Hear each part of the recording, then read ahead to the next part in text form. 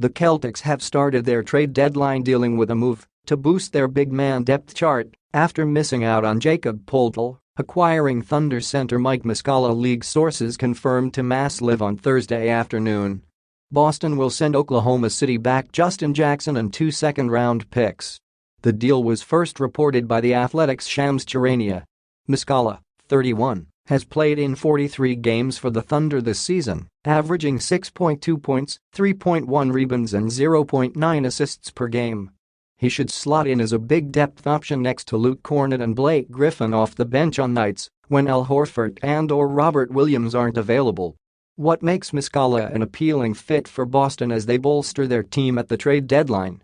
Here are a few notable takeaways from the deal and its potential impact on the cap and team flexibility moving forward. But first, if you are new to the Celtics news channel, take advantage and subscribe so you don't miss the latest news that happens in the world of basketball. We are always bringing you firsthand here. Enjoy and like this video so that YouTube continues to bring you the latest Celtics news in the world of basketball. Massachusetts online sports betting is coming soon.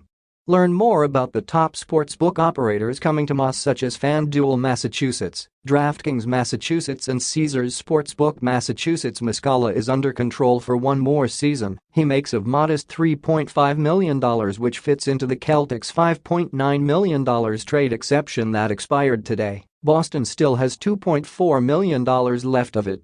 Even more importantly, Muscala also has a modest $3.5 million club option for next season, which allows the Celtics maximum flexibility for next year. If he's a great fit, the team can bring him back at a reasonable price. If not, they can elect to go the free agency route and decline his offer instead of paying a bit more than the league minimum. That value and flexibility likely led Brad Stevens to sweeten the deal with a pair of second-round picks to land the depth piece. An appealing alternative to Luke Kornet, the 7'2" center has fared well in a reserve role for much of the year, but his lack of reliable shooting from the perimeter can be limiting at times for a Celtics offense that likes to space the floor. Muscala opens the door for that type of perimeter threat as he's knocking down 39% of his threes this year and 37.9% in his career on high volume for his minutes played. The Celtics are better off being able to play multiple styles in the regular season with their varied personnel, and Muscala allows them to do just that on nights that Al Horford is out with a more reliable shooter than Blake Griffin. Addition without subtraction, Brad Stevens has talked plenty about wanting to add to this team without taking away from the core.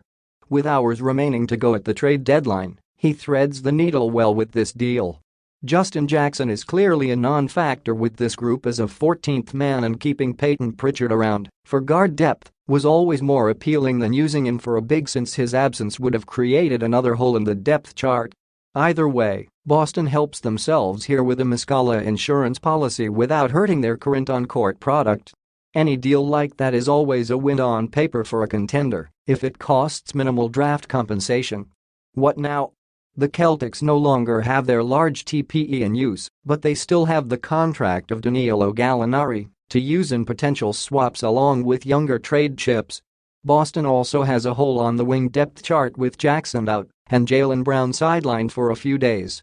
Whether it's the trade market or the buyout market, I expect the Celtics to stay active in the days to come to put the finishing touches on the roster.